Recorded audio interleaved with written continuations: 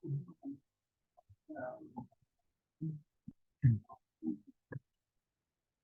halo, tes, tes. Suara saya kedengeran? Udah. Ya, oke, oke.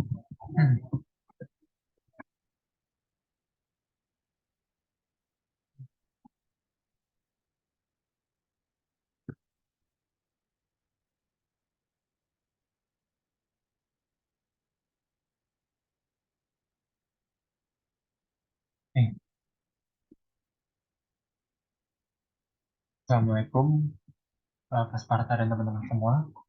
Perkenalkan, saya Antonis Aldo dengan NIM 2001, 121, 10, 12. Dan di sini ada teman saya, Isnaini Rahma dengan NIM 2021, 121, 10, 04. Dan ada Fadia Putri dengan NIM 2021, 121, 10, 13. Pada kesempatan kali ini, kami akan mempresentasikan mengenai chapter 11 yang berjudul Depreciation, Impairments, and Deflation. Selamat menyaksikan. Next. Nah, di sini, sebelum kita memasuki pembelajaran kita pada hari ini, alangkah baiknya saya membacakan tujuan pembelajaran kita pada hari ini mengenai judul bab tadi, yaitu Depreciation, Impairment, and Deflation. Yang pertama, menjelaskan konsep depresiasi.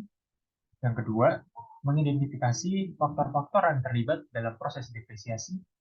Yang ketiga, bandingkan metode penyusutan aktivitas, garis lurus, dan biaya yang semakin berkurang. Yang keempat, menjelaskan penyusutan komponen. Yang kelima, menjelaskan masalah akuntansi yang terkait dengan penurunan nilai aset. Yang keenam, menjelaskan prosedur akuntansi, penipisan sumber daya mineral. Yang ketujuh, menjelaskan akuntansi untuk revaluasi. Yang kedelapan, menjelaskan cara melaporkan dan menganalisis properti, pabrik, peralatan, dan sumber daya mineral. Sebelum kita memasuki pada materi kali ini, bisa di next.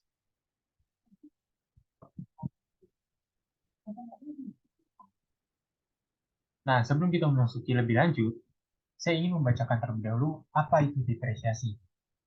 Depresiasi adalah proses akuntansi dengan cara yang sistematik dan rasional untuk mengalokasikan harga perolehan aktiva tetap menjadi beban pada periode di mana manfaat dari aktiva tersebut dikonsumsi. Depresiasi banyak digunakan dalam konteks akuntansi. Salah satunya guna menghitung usia suatu aset. Semakin lama usia aset atau semakin intens penggunaannya, normalnya kualitas dan kuantitas kerja aset tersebut akan berkurang. Pengurangan fungsi inilah yang disebut sebagai biaya depresiasi.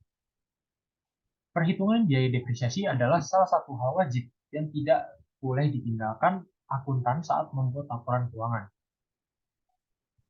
Apabila sengaja dihindari dan dimanipulasi, laporan keuangan berpotensi invalid dan membahayakan berbagai pihak, termasuk pekerja teknis.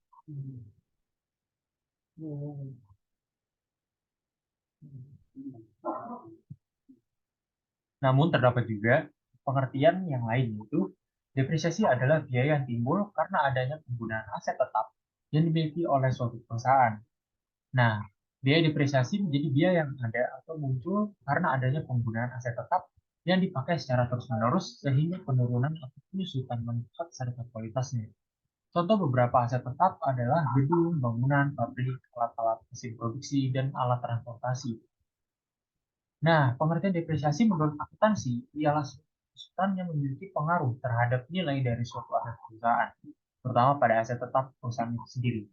Jika penurunan nilai aset tetap semakin banyak, maka harga jual aset juga ikut menurun. Seperti, ini sama saja seperti pengertian tadi. Nah, pengalokasian harga perolehan aktiva jangka panjang itu terdiri dari tiga. Yang pertama, aset jangka panjang, yaitu biaya depresiasi. Aset tak terwujud itu biaya amortisasi, dan sumber daya mineral itu biaya depresiasi. Next. Masih dengan slide yang sama, yaitu depresiasi metode alokasi biaya. Di dalam akuntansi, depresiasi terdapat berbagai faktor yang dapat mempengaruhi. Selengkapnya tentang faktor pemengaruh depresiasi adalah harga perolehan, nilai residu, estimasi masa manfaat, dan pola pemakaian.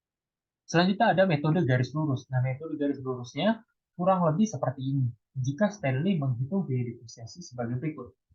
Rumusnya cost less residual value masih sama, tapi tidak dikalikan, kemudian langsung dibagi dengan estimasi service life-nya berapa, kemudian akan menghasilkan depreciation charge. Nah, next.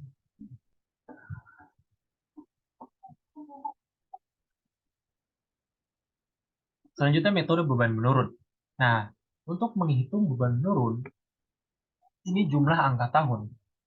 Jadi tiap pecahan menggunakan jumlah angka tahun sebagai penyebut. 5 tambah 4 tambah 3 tambah 2 tambah 1 sama dengan 15. Mengapa terdapat 5 tambah 4 tambah 3 tambah 2 tambah 1? Karena di sini tertulis di soal bahwasanya estimasi useful life-nya itu selama 5 tahun. Maka kalau 5 tahun, berarti 5 ditambah 4 ditambah 3 ditambah 2 ditambah 1. Lain hal kalau misalnya di soal itu 10 tahun. Kalau misalnya 10 tahun, berarti 10 tambah 9 tambah 8 tambah 7 sampai tambah 1. Seperti itu. Nanti akan dijumlah sama dengan berapa. Nah, pembilang adalah jumlah taksiran umur ekonomi yang tersisa pada awal tahun. Sehingga nanti memiliki rumus N dalam kurung N plus 1 tutup kurung dibagi 2. Nah, di sini kita bisa melihat bahwasanya N-nya itu 5 dan kita masukkan lagi N-nya 5 ditambah 1 dibagi 2 yang akan menghasilkan 15. Next. Selanjutnya terdapat masih sama yaitu sum of the years digit. Nah, di sini terdapat tabel yaitu yang pertama year. Year-nya itu 1 sampai 5. Nah, di sini 5 tahun. Mengapa 5 tahun? Karena di soal tadi 5 tahun. Nah, untuk depreciation base-nya, itu depreciation base-nya adalah 450. Kemudian 450 ini dari mana? 450 ini dari nilai cost yang tadi 500.000 dikurangi dengan residual value 50.000 yang akan menghasilkan 450. Nah, untuk selanjutnya ada remaining life in years yang tadi saya sudah katakan. Kalau 5 tahun berarti 5 ditambah 4 tambah 3 tambah 2 tambah 1 yang akan menghasilkan 15. Kemudian ada depreciation fraction. Ini dari 5 per 15. Nah, 5 ini dari remaining life in year-nya 5. Kemudian 5 dibagi sama 15. 15 itu dari mana? Dari total remaining life in years. Nah, bawahnya itu 4. Jadi menyesuaikan dengan remaining life in years. Tetapi pembaginya 15 tetap sama. Kemudian depreciation expense. Nah, depreciation expense ini 150.000 didapat dari depreciation base 450.000 dikali dengan depreciation fraction. Untuk di tahun pertama, 450.000 dikali dengan 5 dibagi dengan 15 yang akan menghasilkan 150.000. Begitu pula sampai tahun kelima. Yang terakhir ada book value end of the year. Nah, ini 350 dan di bawahnya ada 230. Nah, 230 ini didapat dari 350 di book value end of year dikurangi dengan depreciation expense yang 120. Jadi 350 dikurangi 120 sama dengan 230. Begitu pula yang 140. 140 didapat dari 230 dikurangi dengan 90. Begitu pula sampai akhir. Next. Nah, selanjutnya adalah metode beban menurun. Kalau tadi adalah metode sum of the year digit, nah sekarang metode beban menurun. Soalnya masih sama. Nah, jika menggunakan tingkat depresiasi, maka sama dengan 2 kali tarif garis lurus. Nah, nilai sisa tidak dikurangkan dari harga perolehan. Next. Nah, di sini declining balance method. Nah, ini metodenya declining. Di sini ada year. Year-nya itu masih sama, 5 tahun. Kemudian book value of asset first of the year, ini 500.000 dari tadi cost-nya. Sebesar 500.000.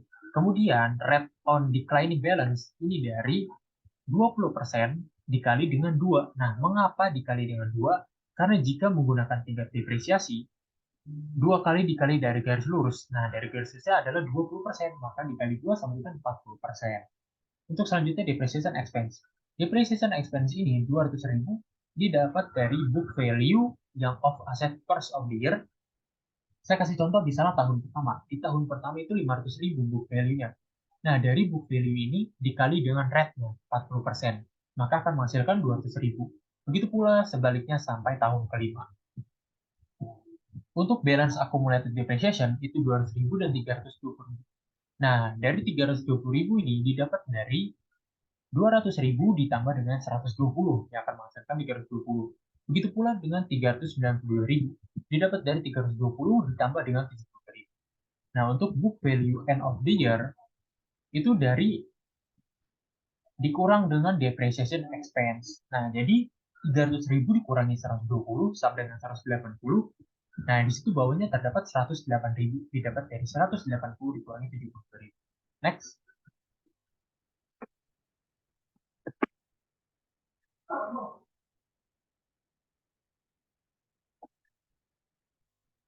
Di sini contoh soal dari depresiasi metode alokasi biaya.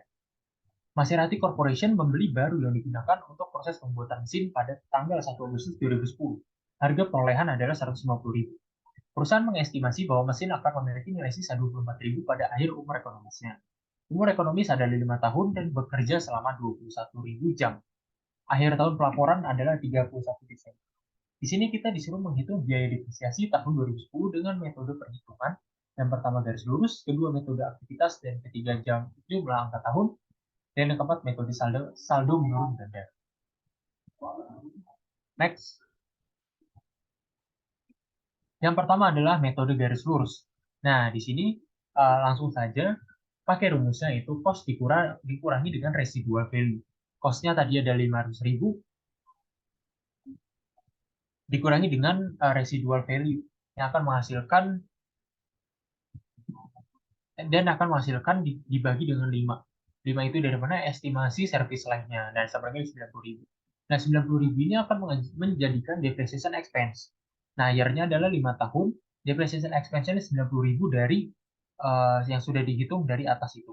Kemudian, under appreciated asset balance atau book value-nya didapat dari 500.000 dari cost-nya, dikurangi dengan 90.000 yang akan menghasilkan 410.000. Begitu pula sampai tahun kelima.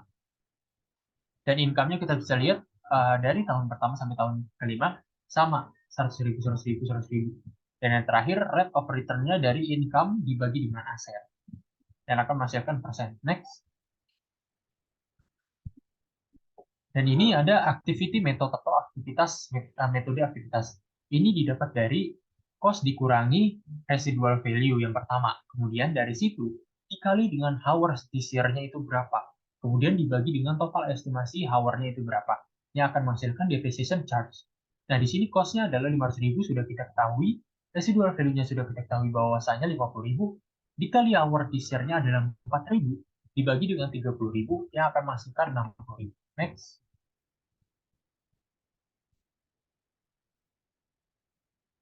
Selanjutnya akan dilanjutkan dengan istilah ini.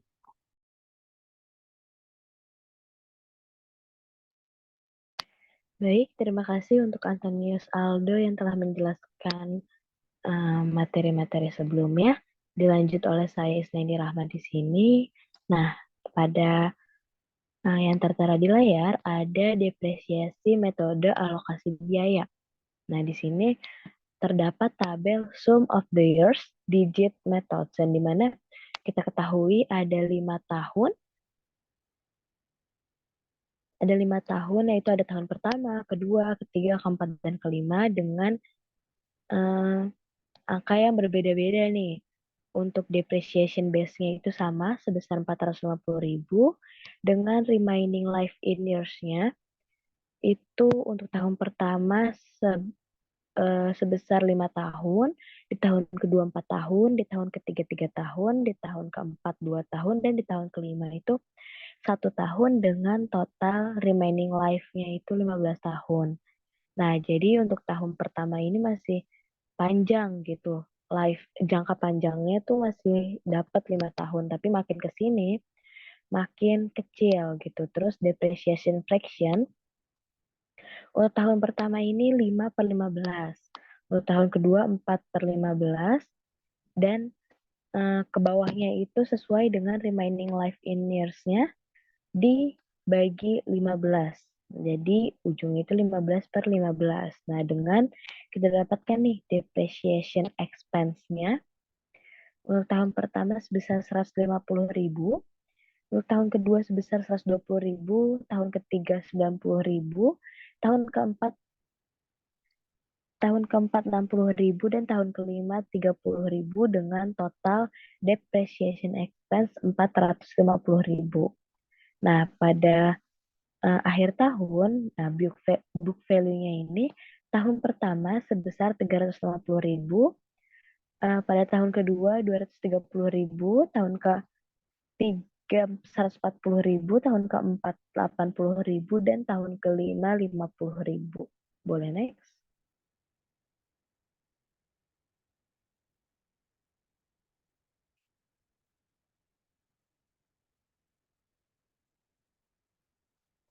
Nah, untuk depresiasi metode alokasi biaya ini, depresiasi pada depresiasi dan penggantian PPE, depresiasi ini memiliki sifat tidak melibatkan arus kas keluar periode berjalan, serta dana untuk penggantian berasal dari pendapatan. Next.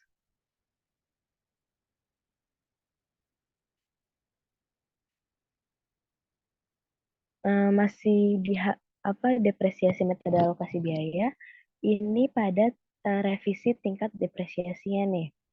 Nah, di sini memiliki sifat meliputi periode berjalan dan periode yang akan datang, tidak berlaku surut, dan tidak mempertimbangkan kesalahan atau item luar biasa. Next.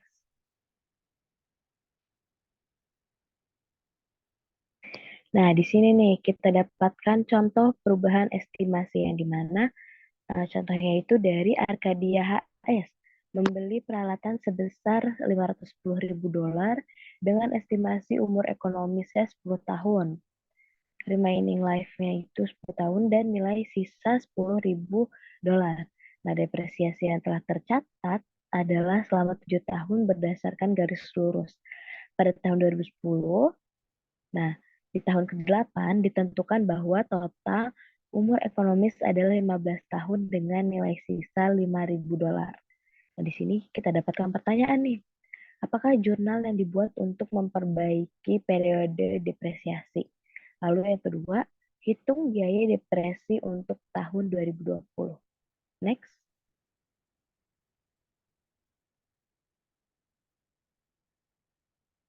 Nah, dari contoh soal yang saya sebutkan tadi, di slide sebelumnya, kita dapatkan nih jawaban untuk contoh perubahan estimasi tadi, yang dimana pertama kita tulis nih equipment cost-nya, besarannya berapa, dikurang dengan salvage value. Nah, kalau di sini equipment cost-nya 510 dengan salvage value 10.000. Nah, maka dari itu kita dapatkan depreciable base sebesar 500.000 dengan useful life original 10 tahun. Nah, kita dapatkan nih annual depreciation-nya berarti 50.000 dikali 7 tahun, yaitu sebesar 350.000. Nah, kita tulis nih di balance sheet-nya pada akhir 2009 dengan akun equipment di debit, maaf, equipment sebesar 510.000 dolar dan accumulated depreciation sebesar 350.000. Nah, kita dapatkan net book value atau NBV sebesar 160.000 dari pengurangan equipment dan accumulated depreciation. Next.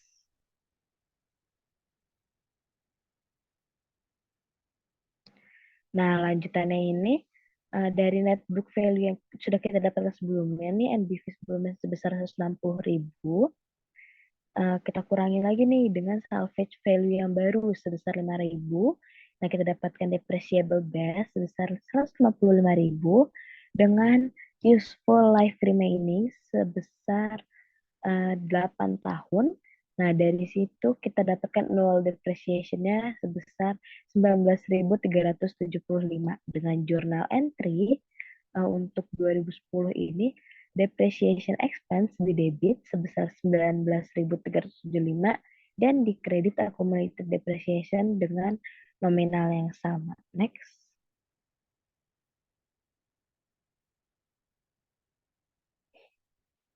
Nah, di sini ada impairment atau pengakuan impairment. Nah, di sini aset tetap di impairment apabila perusahaan tidak mampu memulihkan nilai buku aset, baik dengan menggunakannya atau dengan menjualnya. Nah, berdasarkan annual basis, perusahaan mereview faktor yang dipertimbangkan sebagai faktor dilakukan impairment, yaitu penurunan kemampuan aset untuk menghasilkan kas baik dengan digunakan maupun dijual.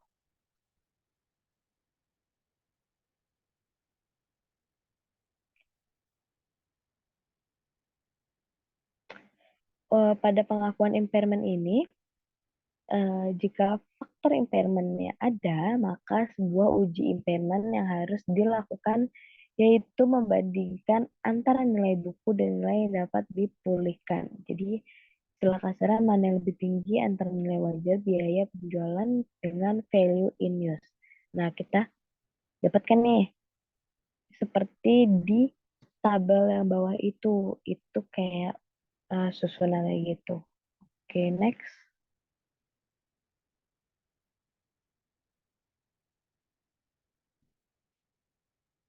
Nah, untuk impairment ini ada contohnya nih.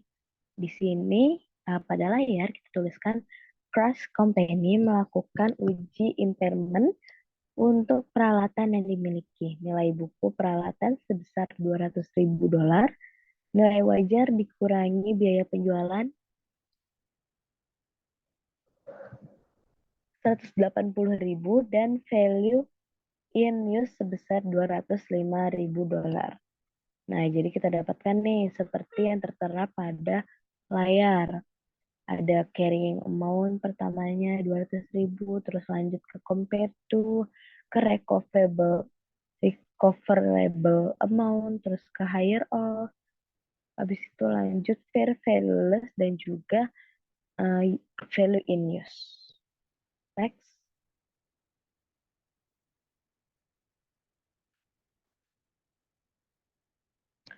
Nah, contoh lain dari impairment ini ada informasi sama untuk crash dengan contoh sebelumnya, kecuali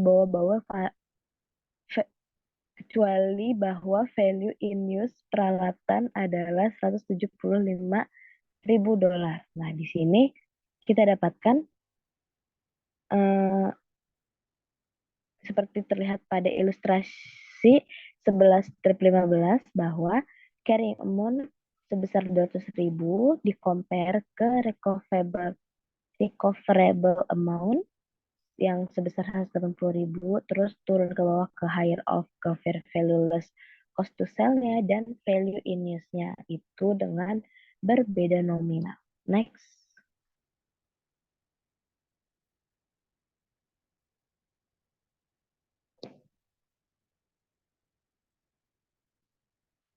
Nah, di sini uh, contoh lainnya juga ada informasi sama untuk crash dengan contoh sebelumnya, kecuali bahwa value in use peralatan adalah 175.000. Nah, ini gimana? Nah, di sini kelihatan nih pada ilustrasi 11-15 ya bahwa cukup sampai carrying amount 200 di compare ke recoverable account sebesar 180.000. Jadi kita ketahui impairment loss-nya $20.000 nih yang ada di kotak-kotak itu atasnya. Nah, terus jurnal yang dibuat untuk mengakui kerugian impairment ini, jurnalnya yaitu rugi impairment loss, di debit sebesar 20.000 dan di kreditnya akumulasi depresiasi peralatan sebesar 20.000. Next.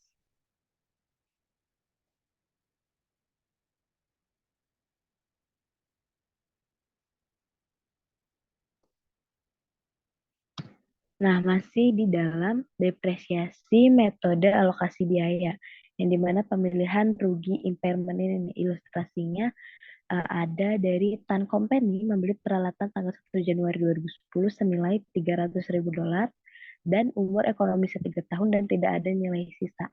Di sini tahunnya ini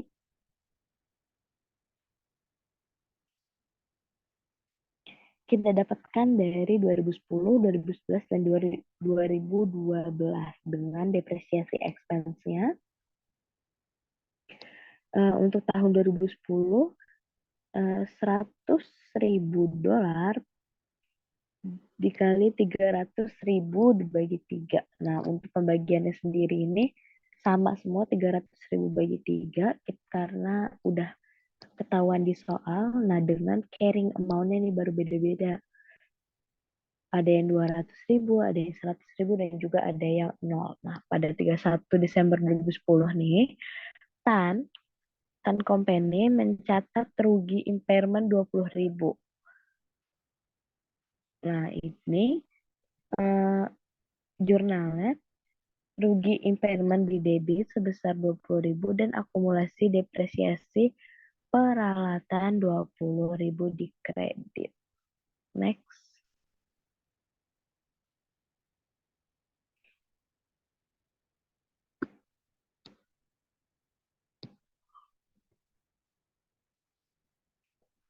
Masih pada pemilihan rugi impairment. Nah, di sini ada biaya depresiasi dan nilai buku setelah impairment.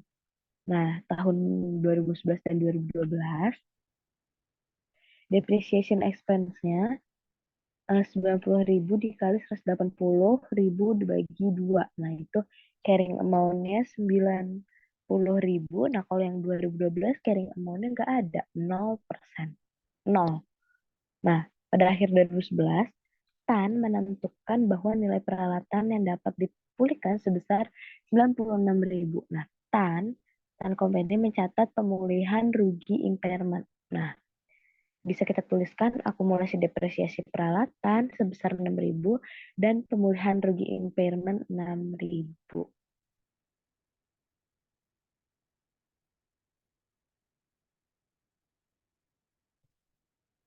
Nah, di sini ada kita pindah nih ke depletion. Ini di mana sumber daya alam dapat dibagi menjadi dua kategori, yaitu ada biological asset atau timberlands, dan yang kedua sumber daya mineral seperti minyak, gas, dan mineral mining. Untuk biological asset sendiri, nah, maaf, biological asset sendiri ini ada pendekatan nilai wajar, dan untuk yang kedua sumber daya mineral ini ada penggunaan sepenuhnya dari aktiva tersebut dan penggantian aset hanya jika terjadi secara alami. Next.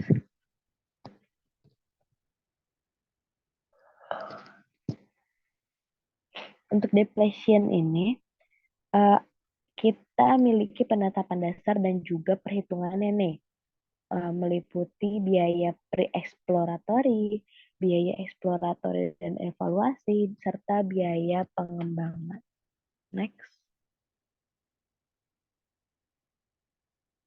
Nah, depletion ini ada macam ini, yang lain lagi yang akan saya bacakan, yaitu depletion right of research cost, yang dimana biasanya perusahaan menghitung depresi berdasarkan units of production method atau activity approach. Depresi adalah fungsi terjun dari jumlah unit yang diekstraksi selama periode berjalan. Nah, perhitungannya ini untuk contoh di atas yaitu total biaya dikurang nilai sisa per atau dibagi total estimasi unit yang tersedia. Nah, kita dapatkan nih biaya depresi per unit. Lalu untuk depletionnya sendiri ini adalah unit yang diekstraksi kali biaya per unit. Next.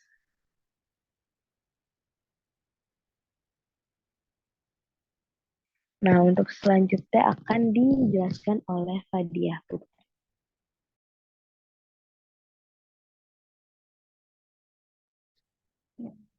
Selanjutnya itu ada ilustrasi dari depletion. McLeodco memperoleh hak menggunakan 1.000 area tanah di Afrika Selatan untuk penambahan perak. Biaya sewa $50.000 dan biaya eksplorasi $100.000.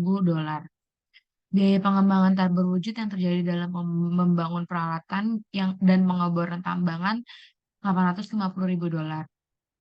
McLeod mengestimasi bahwa tambang akan menghasilkan 1.000 ons perak. Maka rumus yang dipakai itu ialah total cost dikurang residual value per total estimated units available. Ya. Maka depreciation cost per unitnya itu $1 juta dibagi 100.000. Maka hasilnya itu $10 per ounce. Next. Jika McLeod mengekstrak 25.000 ons pada tahun pertama, maka deflasi untuk tahun tersebut adalah $250. Itu dari 250 ons dikali $10. Ini mencatat depresiasi sebagai berikut. Inventory pada debit sebesar 250.000 dan accumulated depletion sebesar 250.000 di kredit.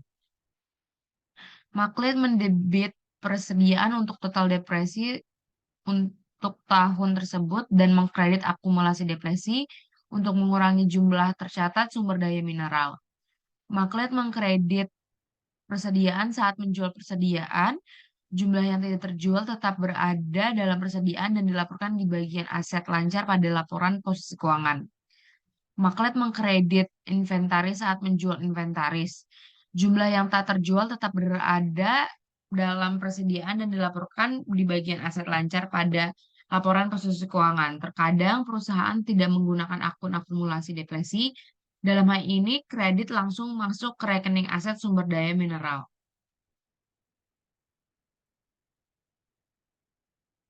Next.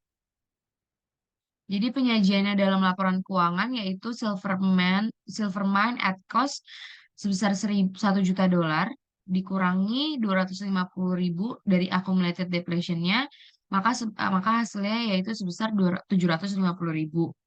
Dalam laporan laba rugi, biaya depresi yang terkait dengan persediaan yang dijual adalah bagian dari harga pokok penjualan. McLeod juga dapat mendepresiasi berdasarkan unit produksi peralatan berwujud yang digunakan dalam ekstrak perak.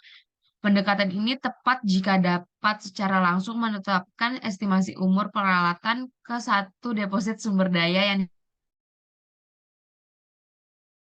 jika McLeod menggunakan peralatan pada lebih dari satu pekerjaan, metode alokasi biaya lain seperti garis lurus atau straight line atau metode penyusutan dipercepat atau accelerated depreciation akan lebih cepat.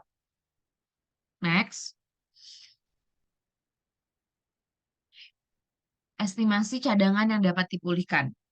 Terkadang perusahaan perlu mengubah perkiraan cadangan yang dapat diperoleh kembali. Mereka melakukannya karena mereka memiliki informasi baru atau karena tersedianya proses produksi yang lebih canggih. Sumber daya mineral seperti deposit minyak dan gas beberapa logam langka baru-baru ini memberikan tantangan besar. Perkiraan cadangan ini sebagian besar hanyalah tebakan yang dapat dipahami. Masalah ini sama dengan akuntansi untuk perubahan estimasi untuk masa manfaat pabrik dan peralatan. Prosedurnya adalah merevisi tingkat depresi secara prospektif. Perusahaan membagi biaya yang tersisa dengan estimasi baru dari cadangan yang dapat diperoleh kembali. Pendekatan ini memiliki banyak manfaat karena perkiraan yang sangat tidak pasti. Maka likuidasi dividen itu adalah sebuah perusahaan yang sering memiliki sebagai satu-satunya aset utama sebuah properti di mana ia bermaksud untuk mengekstrak sumber daya mineral. Jika perusahaan tidak mengharapkan untuk membeli properti tambahan secara bertahap, dapat mendistribusikan kepada pemegang saham investasi modal mereka dengan membayar dividen likuiditas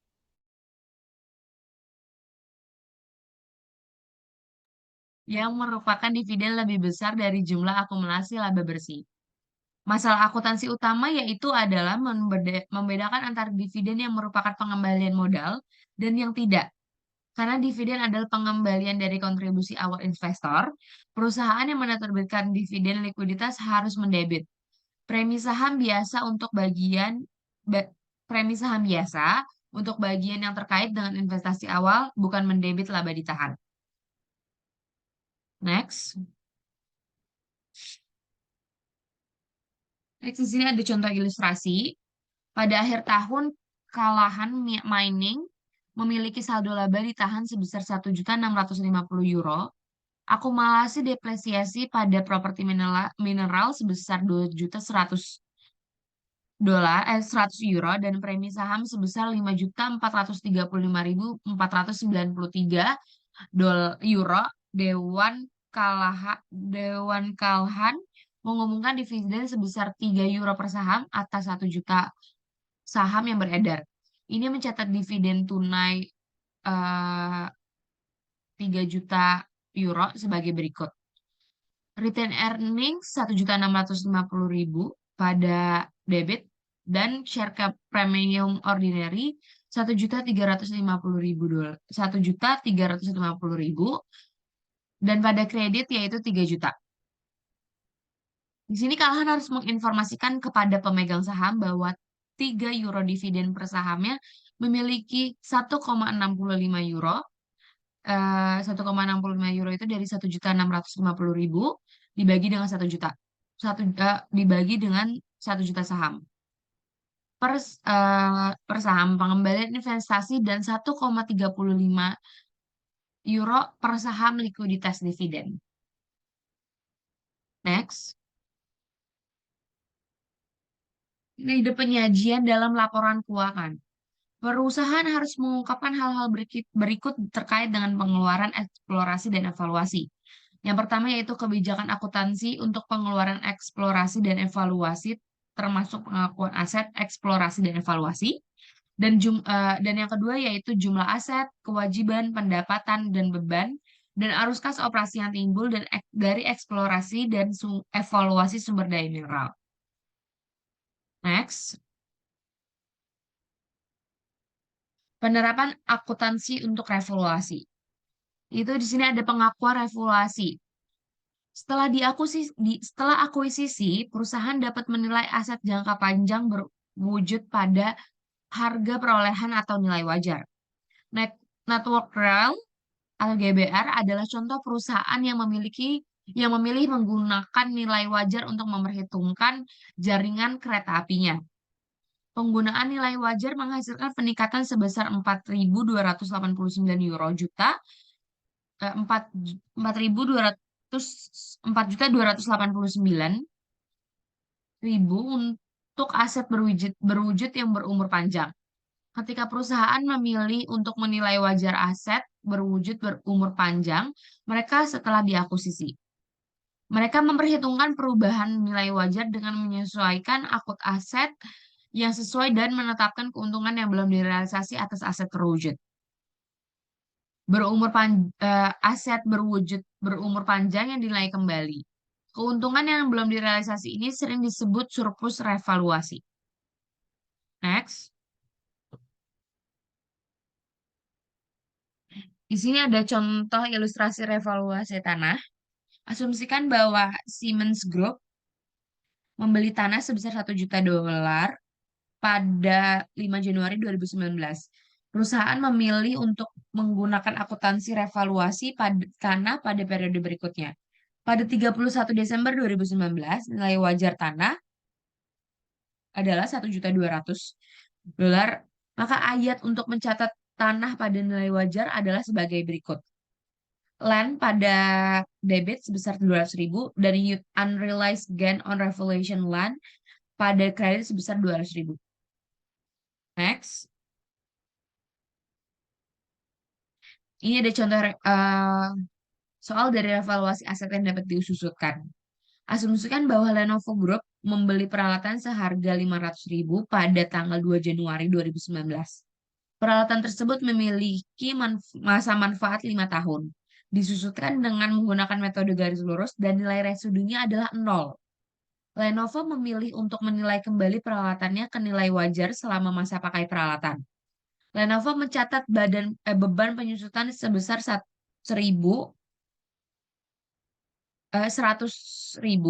pada tanggal 31 Desember 2019 adalah sebagai berikut. Depreciation expense pada debit sebesar 100.000. Accumulated depreciation equipment pada kredit sebesar 100.000. 100.000 ini dari mana? Dari 500.000 tadi dibagi dengan 5. Next. Selanjutnya adalah setelah penjurnalan tersebut, nilai buku peralatan Lenovo adalah 400.000. Dari 500.000 dikurang 100.000. Lenovo menerima penilaian sebuah penilai independen di mana nilai wajar peralatan per 31 Desember 2010 dinilai sebesar 460.000. Maka jurnalnya yaitu menjadi accumulated depreciation equipment pada debit sebesar 100.000 dan di kredit ada equipment sebesar 40.000 dan unrealized gain on of revaluation equipment sebesar 60.000. Next. Di sini ada penyajian dalam laporan keuangan. Sini ada statement of comprehensive income, other comprehensive income, yaitu di sini ada unrealized gain on revaluation equipment sebesar 60.000. Di statement of financial position-nya ada non-current asset berupa equipment sebesar 460.000. Dan accumulated depreciation equipment sebesar 0, maka carrying amount-nya itu hasilnya sebesar 460.000. Dan di sini juga ada equity berupa accumulated other comprehensive income sebesar 60.000. Kenaikan revolusi umum masuk ke ekuitas. Penurunan revolusi dilaporkan sebagai beban karena sebagai kerugian penurunan nilai. Kecuali jika penurunan tersebut mengimbangi kenaikan revolusi yang dicatat sebelumnya. Jika kenaikan revolusi mengimbangi penurunan revaluasi yang dibebankan ke beban, maka kenaikan tersebut dilaporkan dalam pendapatan. Dalam keadaan apapun, akun akumulasi penghasilan komprehensif lain yang terkait dengan revaluasi tidak boleh bersaldo negatif. Next. Di sini ada masalah revaluasi. Perusahaan dapat memilih untuk menilai hanya satu kelas aset. Katakanlah bangunan dan tidak mengevaluasi aset lainnya seperti tanah atau peralatan. Namun jika perusahaan hanya memilih bangunan, evaluasi berlaku untuk semua aset dalam kelas aset tersebut. Kelas aset itu adalah pengelompokan barang-barang yang memiliki sifat dan kegunaan yang serupa dalam operasi perusahaan. Misalnya, perusahaan Siemens memiliki kelas aset berikut seperti tanah, peralatan, dan bangunan. Jadi jika Siemens memilih untuk menilai wajar kelas tanahnya, ia harus menilai wajar semua tanahnya. Itu tidak dapat secara selektif menerapkan akuntansi revaluasi untuk bidang tanah tertentu di dalam kelas dan melaporkannya pada nilai wajar dan menyimpan sisa pada biaya historis. Mengizinkan petik seri seperti itu tidak hanya mengarahkan pada campuran yang menyesatkan antara biaya historis dan nilai wajar, tetapi juga memungkinkan perusahaan untuk memaksimalkan nilai wajar melalui revaluasi selektif. Perusahaan yang menggunakan akuntansi revaluasi juga harus melakukan segala upaya untuk menjaga nilai aset tetap up to date. Aset yang mengalami perubahan harga yang cepat harus dinilai kembali setiap tahun. Jika tidak, revaluasi yang lebih jarang dapat diterima. Nilai wajar item properti pabrik dan peralatan biasanya ditentukan oleh penilaian. Next.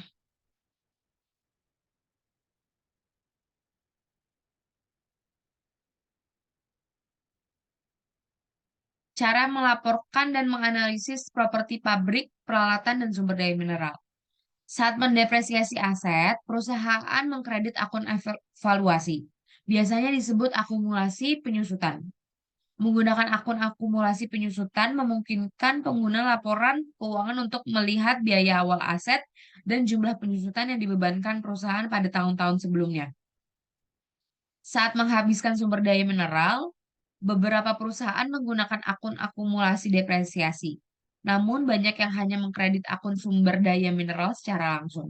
Alasannya yaitu untuk pendekatan ini adalah bahwa sumber daya mineral dikonsumsikan secara fisik, membuat pengurangan langsung dari biaya sumber daya mineral sesuai. Next. Di sini ada analisis properti, pabrik, dan peralatan. Di sini ada rumus asset turnover, yaitu net sales per average total asset. Profit margin on sales, ya rumusnya itu net income per net sales. Return on asset, yaitu net income per average total asset. Next. Next, di sini kita akan membahas latihan soal pada bab 10. Di sini ada soal E10.3. Hyatt Corporation mengoperasikan toko komputer eceran untuk meningkatkan layanan pengiriman kepada pelanggan perseroan, melakukan pembelian 4 truk baru pada 1 April 2019. Ketentuan akuisisi masing-masing truk dijelaskan di bawah ini. Truk yang pertama memiliki daftar harga sebesar $15.000 dan diperoleh dengan pembayaran tunai sebesar $13.900. Yang truk kedua memiliki daftar harga $20.000 dan diperoleh dengan uang muka $2.000 tunai dan wesel tanpa bunga dengan nilai nominal $18.000. Catatan itu jatuh tempo 1 April 2020. Hadat biasanya harus membayar bunga pada tingkat 10% untuk pinjaman semacam itu. Dan dealer memiliki tingkat pinjaman tambahan sebesar 8%. Yang truk ketiga ini memiliki daftar harga sebesar $16.000. Itu diperoleh dengan imbalan sistem komputer yang di bawah hadat dan inventaris sistem komputer berharga $12.000 dan biasa dijual oleh hadat sebesar $15.200. Hadat menggunakan sistem persediaan perpetual. Yang keempat itu, truk 4 memiliki daftar harga sebesar $14.000. Itu diperoleh dengan menukar 1.000 saham biasa di Hadat Corporation. Saham tersebut memiliki nilai nominal per saham $10 dan harga pasar $13 per saham. Maka dari soal tersebut diinstruksikan siapkan entry jurnal yang sesuai untuk transaksi sebelumnya untuk Hadat Corporation. Next. Maka solusinya yaitu yang pertama, truk 1 pada debit sebesar $13.900 dan kredit pada cash sebesar $13.900. Yang kedua itu ada truk yang kedua sebesar $18.364 dan cash pada kredit sebesar $2.000 dan notes payable sebesar $16.364. 18.000-nya itu dari 16.364-nya itu dari 18.000 dikali 0,9090 dan 18.364 itu dari 16.364 ditambah 52.000 ditambah 22.000. Maka untuk yang ketiga, truk yang ketiga itu 15.200 pada debit dan cost of goods sold pada debit sebesar 12.000 dan di kredit ada inventory sebesar 12.000 dan sell sebesar 15.200. Untuk jurnal yang truk keempat yaitu truk 4 pada debit sebesar 13.000 dan pada kredit share capital ordinary sebesar 10.000 dan share premium ordinary sebesar 3.000. Next.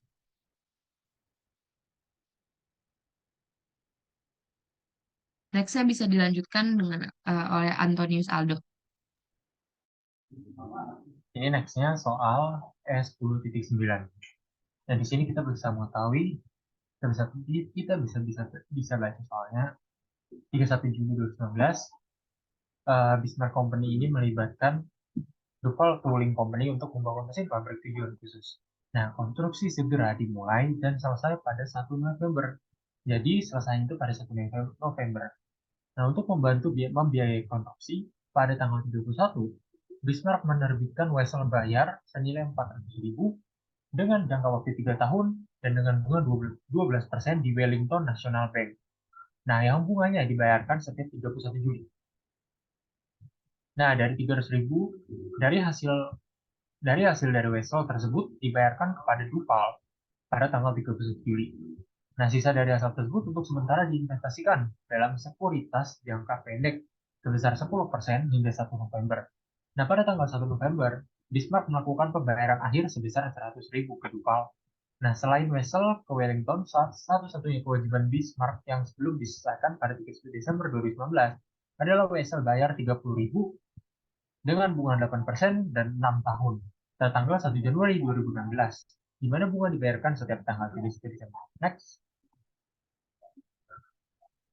Nah, kita disuruh menghitung yang pertama, pendapatan bunga, akumulasi pengeluaran rata-rata tertimbang, bunga yang dapat dihindari, dan total biaya bunga yang akan dikapitalisasi selama 2019.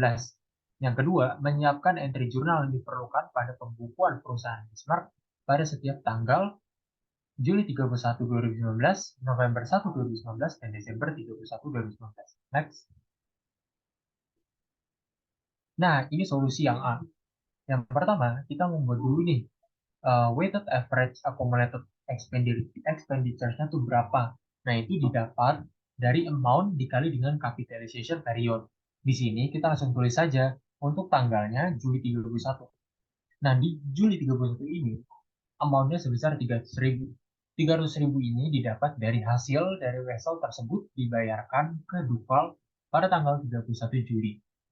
Nah, capitalization periodnya ini 3/12 didapat dari mana? Nah, 3/12 ini didapat dari Agustus 1, dihitung dari Agustus 1 sampai Oktober. Nah, dihitung kan 3 bulan. Nah, 12 ini dapat dari 12 bulan. Nah, untuk weighted average accumulated expenditures-nya, 75.000 ini dari mana? Dari 300.000 amount-nya dikali dengan capitalization period-nya 300.000 dikali 3 dibagi 12 yang akan menghasilkan 75.000. Nah, November satunya, amount-nya berapa? Amount-nya adalah 100.000. Nah, 100.000 ini dari tanggal 1 November, yaitu Bismarck melakukan pembayaran akhir sebesar 100.000 ke Duval. Nah, capitalization periodnya 0. Mengapa? Karena hanya sampai November saja. Sehingga nantinya di weighted average accumulated expenditures jumlahnya adalah 75.000. Untuk interest revenue-nya, pendapatan bunganya kita hitung dari 100.000. 100.000-nya dari mana? Dari situ dikalikan dengan 10%.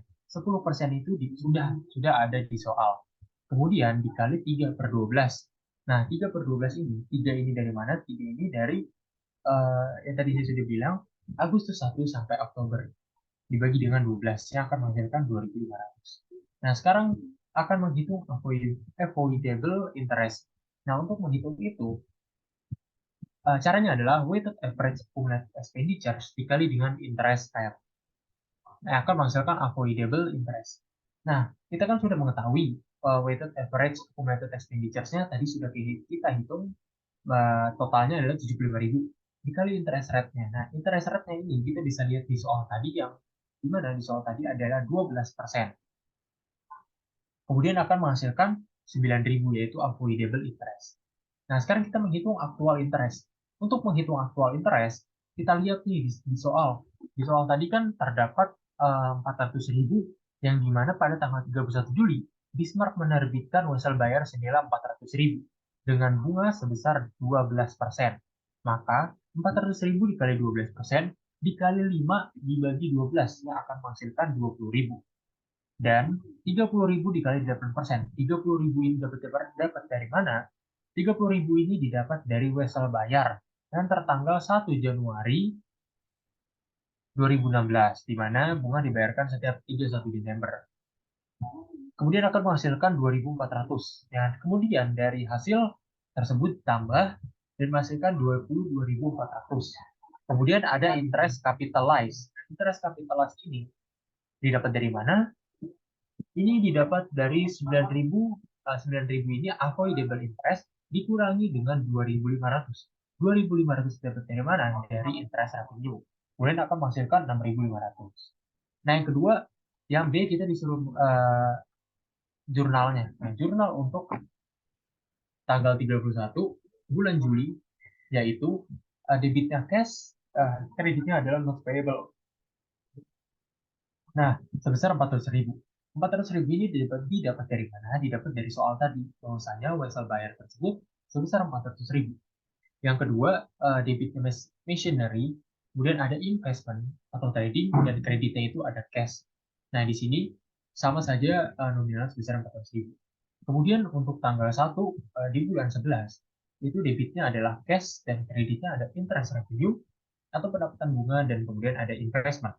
Nah, pendapatan bunga di sini 2.500 didapat dari mana?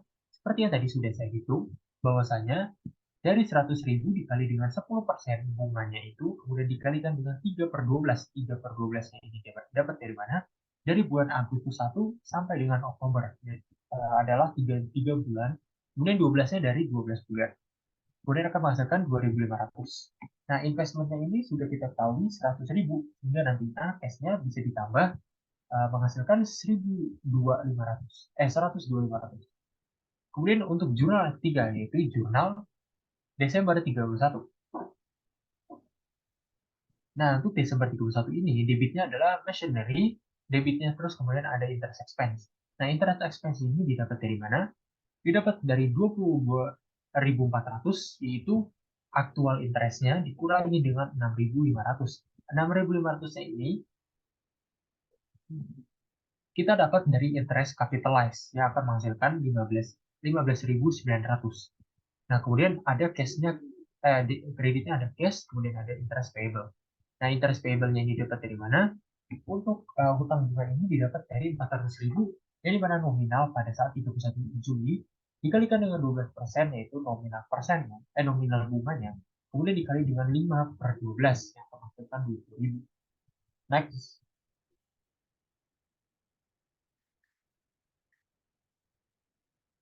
Untuk selanjutnya bisa dilanjutkan oleh Fadia.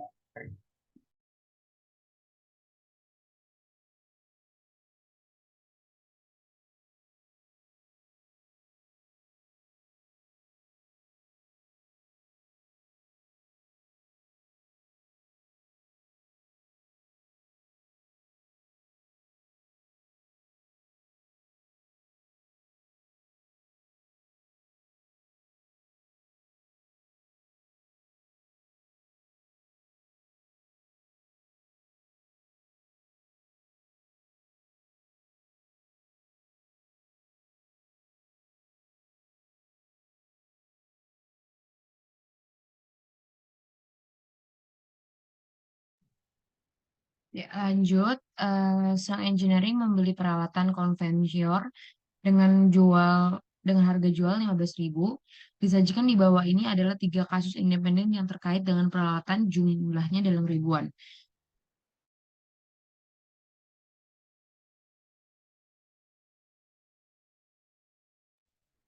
Yang pertama, yang A itu ada Seng membayar tunai peralatan tersebut 8 hari setelah pembelian. Persyaratan kredit vendor adalah 2/10 N per 30. Asumsikan bahwa pembelian peralatan awalnya dicatat bruto. Lalu yang B, Song memperdagangkan peralatan dengan nilai buku 2.000 pada biaya awal 8.000 dan membayar tunai 14.200 satu bulan. Setelah pembelian, peralatan lama bisa saja dijual seharga 400 pada tanggal perdagangan. Yang C itu Song memberi penjualan $16.000. Wesel tanpa bunga untuk peralatan pada tanggal pembelian. Wesel itu jatuh tempo dalam 1 tahun dan dibayar tepat waktu. Asumsikan bahwa tingkat bunga efektif di pasar adalah 9%. Maka pada soal tersebut diinstruksikan siapkan entry jurnal umum yang diperlukan untuk mencatat akuisisi dan pembayaran dalam setiap kasus independen di atas. Next. Ya. Yang pertama itu pada debit ada equipment sebesar $15.000, 15.000, dan pada kredit ada account payable sebesar 15.000. Lanjutnya dia ada account payable sebesar $15.000 pada debit dan ada equipment sebesar 300 dan cash sebesar 14.700 pada kredit. Yang B itu ada equipment pada debit sebesar 14.600 dan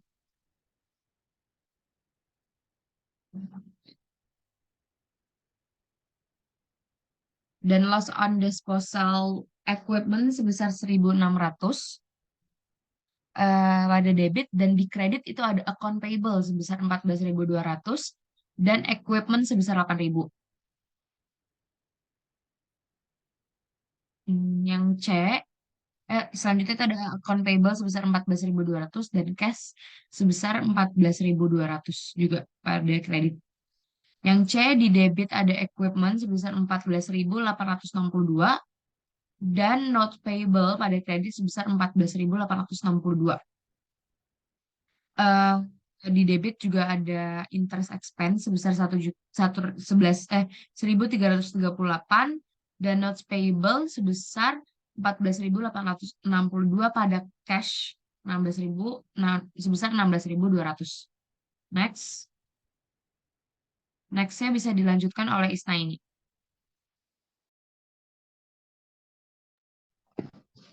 Nah, di sini ada E10 titik 13. Nah, di sini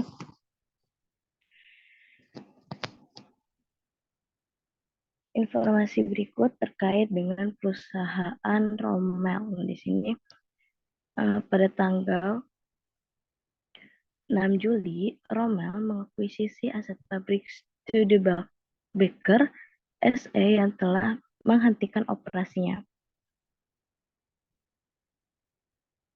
Nilai properti yang dinilai adalah land 400.000 euro, buildingnya bangunan sebesar 1.200.000, machinery 800.000 dengan total 2.400.000.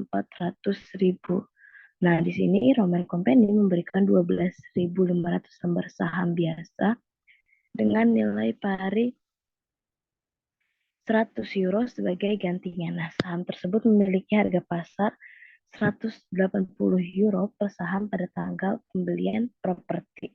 Boleh next.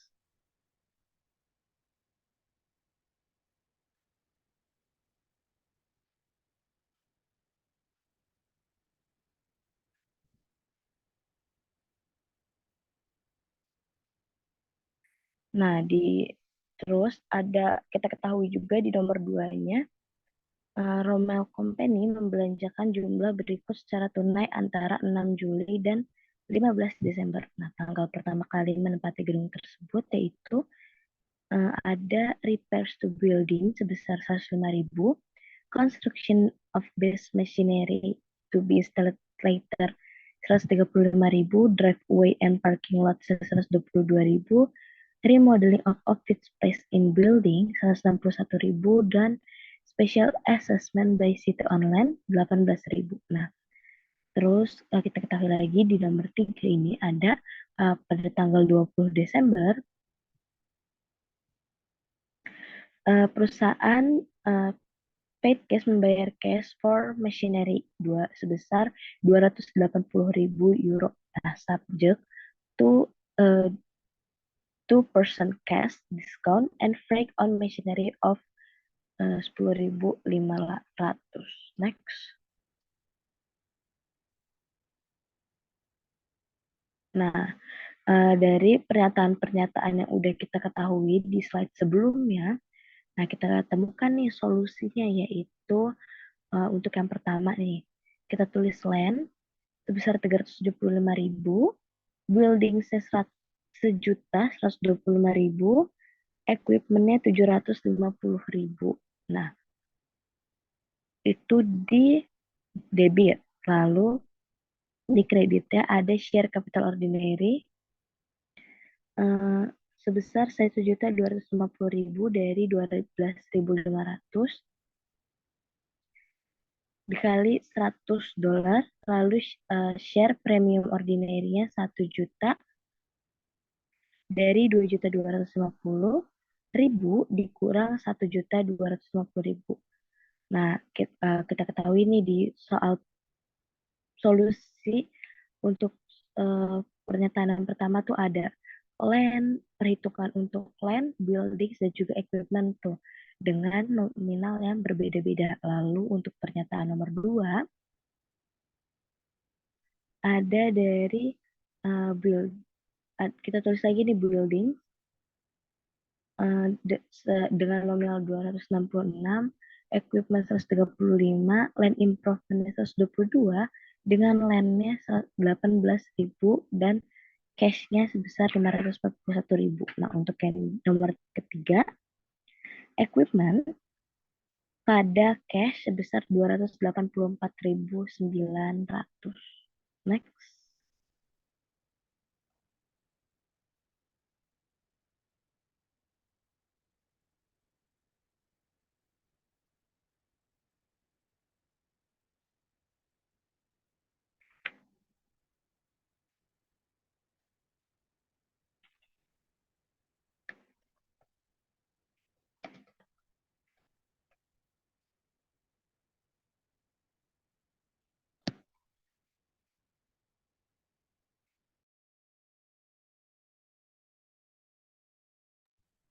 Baik, untuk next-nya, lanjutkan dengan saya.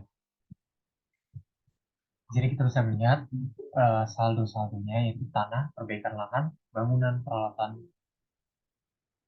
Terus kemudian selama di tahun 2019, transaksinya yang pertama, sebidang tanah dibeli seharga 150.000 sebagai lokasi bangunan potensial di masa depan.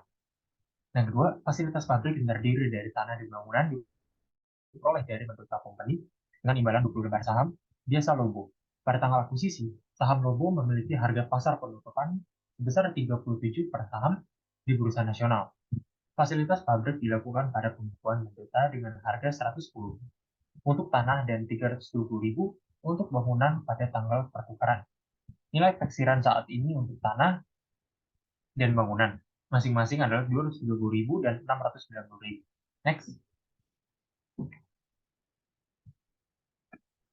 Dan yang ketiga, di sini ada item peralatan dibeli dengan biaya total sebesar 400.000. Tambahan biaya yang dikeluarkan sebagai berikut. Rate and unloading sebesar 13.000, sales tax sebesar 20.000, dan installation sebesar 26.000. Yang keempat, pengeluaran sebesar 95.000 dilakukan untuk tempat parkir baru, jalan, dan trotoar di berbagai lokasi di pabrik perusahaan. Pengeluaran ini memiliki taksiran masa manfaat 15 tahun. Yang kelima, peralatan senilai 80.000 pada tanggal 1 Januari 2011 dihapuskan pada tanggal 30 Juni 2015. Penyusutan garis lurus telah dicatat berdasarkan masa pakai 10 tahun tanpa nilai residu. Yang keenam, peralatan dijual seharga 20.000 pada tanggal 1 Juli 2015. Biaya awal peralatan adalah 44.000 pada tanggal 1 Januari 2016. Dia disusutkan dengan dasar garis lurus selama taksiran masa manfaat 7 tahun dan nilai sisa 2.000. Next. Nah, kita disuruh membuat analisis rinci atas perubahan masing-masing akun laporan posisi keuangan untuk tahun 2019. Next. Jawaban yang pertama, di sini kita bisa melihat bahwasanya untuk jawaban yang A, rincian dari analisis laporan keuangan. Kita buat terlebih dahulu balance at Januari 1, 2015, yaitu sebesar diketahui di soal sebesar 300.000.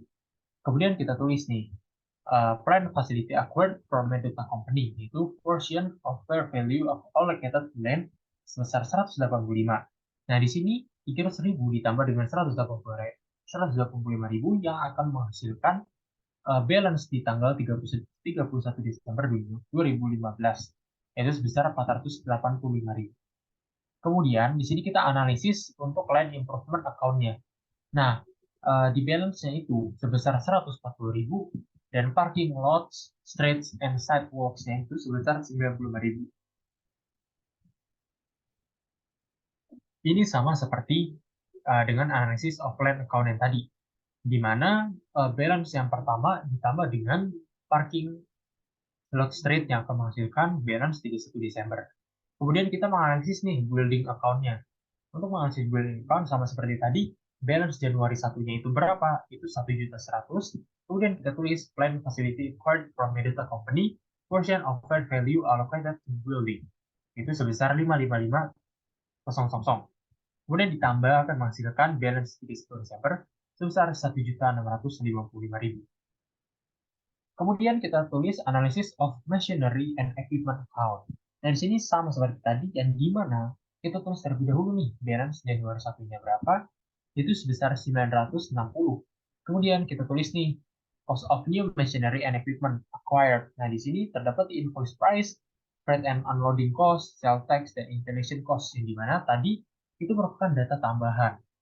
Nominal-nominal yang kita masukin kemudian akan ditambah menjadi 459.000. Nah, dari 459.000 ini ditambah dengan balance at Januari 1-nya tadi sebesar 960.000 yang akan menghasilkan 1.419. Nah, selanjutnya adalah mengurangi nih. Apa yang mengurangi?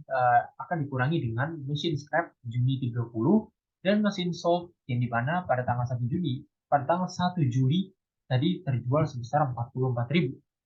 Kemudian dari 80.000 tambah 44.000 akan menghasilkan 124.000. Nah, dari sini 1.419 dikurangi dengan 124.000 yang akan menghasilkan 1.295. Itu merupakan Desember 31 balance-nya.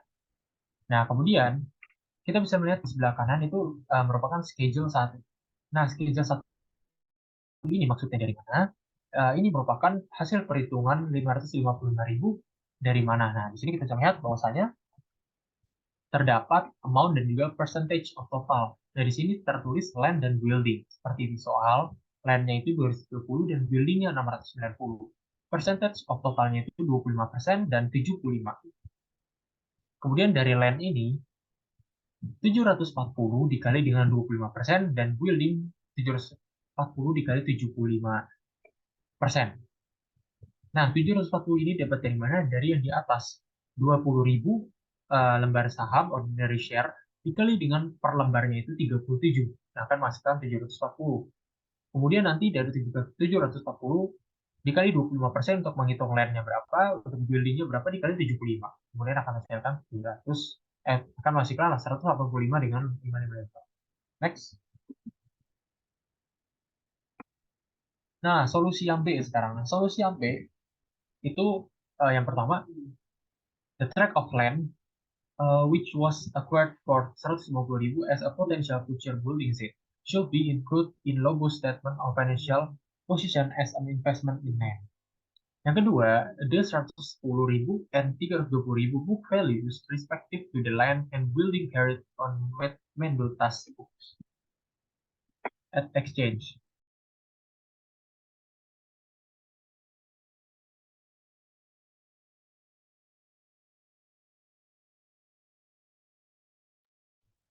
Kemudian di nomor 3, di 12.000 loss schedule 2 incurred on the scrapping of equipment on June 30, 2015 should be included in the other income and expense section in Logos income statement. Di 68.000 accumulated depreciation di schedule 2 should be deducted from the accumulated depreciation equipment account in Logos statement of financial position. Di sini kita bisa melihat bahwasanya schedule 2 di sini kita membuat dulu loss on scrapping of equipment per Juni 30, 2015. Cost di Januari 1-nya sebesar 80.000. Kemudian terdapat accumulated depreciation-nya menggunakan metode garis lurus itu akan mengurangi 80.000 tersebut dan akan menghasilkan aset book value June 30 menjadi 12.000. Dan 12.000 ini menjadi kerugiannya. Di schedule 3 sama saja dengan schedule 2. Namun schedule 3 terdapat proses from sale. Next.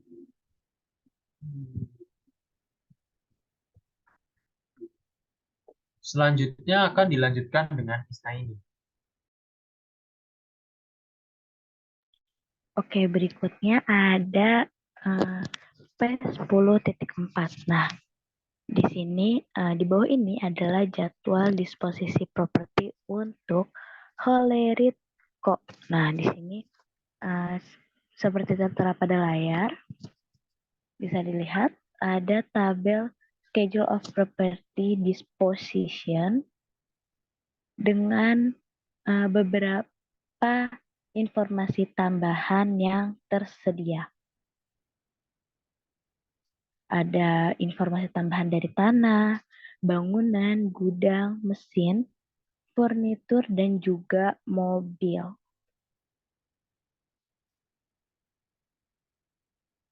Oke, boleh next. Nah, di sini kita dapatkan solusi seperti yang tertera di slide sebelumnya. Soal-soalnya kita dapatkan solusi. Pertama itu untuk land-nya sendiri nih. Ini loss on the condemnation of the land of $9.000. Ini dari 40.000 dikurang 31.000. Nah, should be reported as an other income and expense item on the income statement. Nah, terus kalau buildings, nggak ada recognized gain or loss on demolition of the building. Lalu untuk warehouse ini, gain-nya is compute as follows. Insurance process sebesar 74.000 dengan deduknya cost 70.000. Nah, plus kita tulis accumulated depreciation sebesar 16.000. Nah, untuk deduk cost-nya itu dan less accumulated depreciation dikurang, maaf. Jadi 54.000. Nah, dari 74.000 insurance process kita kurangi 54.000. Jadi 20.000 itu sebagai realized gain untuk warehouse. Lalu untuk mesin seperti tertera pada layar, fair value of old machine 7.200 dengan deduk book value of old machine cost-nya 8.000, plusnya accumulated depreciation 2.800. 8.000 dan 2.800 itu dikurang jadi 5.200. Nah, itu menjadi pengurang untuk fair value of old machine-nya. Nah, kita dapatkan total gain-nya sebesar $2.000. Nah, terus bisa dilihat nih di sampingnya lagi. Ngelanjutin yang sebelumnya itu ada gain-nya itu will be deducted from the fair value of the new machine in computing with the new machine cost. Nah, the cost of new machine will be capitalized at $4.300. Nah, fair value of new machine ini 6.300. Lalu lessnya ini gain deferred, dan dimana besaran nominalnya 2.000, kita dapatkan cost of new mesinnya berarti $4.300. Nah, untuk furniture-nya sendiri, contribution furniture ini dicatat be reported as a contribution expense sebagai beban kontribusi sebesar $3.100 dengan related gain on disposition of furniture sebesar $950 dari 3.100 dikurang pengurangan dari 10.000 dikurang 7.850. Nah, the contribution expense dan related gain may be net if desired. Nah, untuk automobile, nah, the loss on sale of the automobile of 2.580 ini kita dapatkan dari 2.000, kita dapatkan dari pengurangan 9.000 dikurang 3.460. Nah, ini dikurang menjadi pengurang untuk 2.960. Nah, hasil ini should be report in the order income and expense section. Next.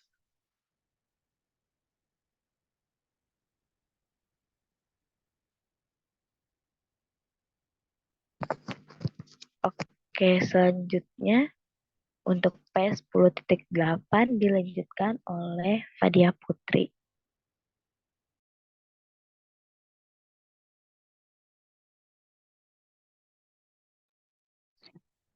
Ya, pada PS10 ini terdapat soal dari Holyfield SA yang ingin menukarkan mesin untuk operasinya. Eh Holyfield telah menerima tawaran seperti berikut, seperti yang ada di layar, yaitu ada 1 sampai 4. Dan untuk instruksinya dari soal tersebut, yaitu untuk masing-masing dari 4 situasi independen ini, siapkan entry jurnal untuk mencatat pertukaran pada pembukuan masing-masing perusahaan. Next. Ya, untuk solusinya itu ada eh, yang nomor 1, ada Holyfield Corporation, cash-nya sebesar 23.000 dan machinery sebesar 69.000 dan accumulated depreciation machinery-nya sebesar 60.000, lalu dikurangi dengan loss on disposal measure-nya, maka measure-nya itu totalnya 160.000. Nah, untuk doset company, machinery-nya itu sebesar 92.000, accumulated depreciation machinery-nya sebesar 45.000, dan loss on disposal of machinery-nya itu sebesar 66.000. Maka untuk cash-nya sebesar 23.000 dan machinery-nya sebesar 120.000. Oke, berarti di sini loss-nya itu sebesar 6.000. Oh, loss-nya itu dari 75.000 dikurang 69.000. Lalu untuk pernyataan yang kedua, Holyfield Corporation, eh machinery-nya sebesar 160.000 dan untuk Western Company, machinery-nya sebesar 152.000. Lalu yang pernyataan ketiga, Holyfield Corporation itu machinery-nya sebesar 95.000, lalu accumulated depreciation machinery sebesar 60.000, dan loss on disposal of machinery-nya sebesar 8.000. Dan pada kreditnya itu machinery-nya sebesar 160.000 dan cash-nya sebesar 3.000. Oh. Lalu listed company itu machinery-nya di debit sebesar 92.000 dan accumulated depreciation machinery-nya sebesar 75.000 dan cash-nya sebesar 3.000. Maka machinery-nya pada kredit itu sebesar 160.000 dan gain on disposal machinery-nya sebesar 10.000. Lalu yang pernyataan keempat yang Holyfield Corporation, machinery-nya di debit sebesar 185.000 dan accumulated depreciation machinery-nya sebesar 60.000 dan loss on disposal machinery-nya sebesar 8.000. Lalu pada kreditnya itu ada machinery-nya sebesar 160.000 dan cash 93.000. Lalu untuk Greeley Company, cash-nya sebesar 93.000 dan inventory-nya sebesar 92.000. Dan pada kreditnya itu sales-nya sebesar 185.000. Pada kredit itu di sell 185.000. Lalu ada COGS di debit sebesar 135.000, pada inventory sebesar 130.000 juga. Sekian dari kelompok kami, kurang lebihnya mohon maaf. Wassalamualaikum warahmatullahi wabarakatuh.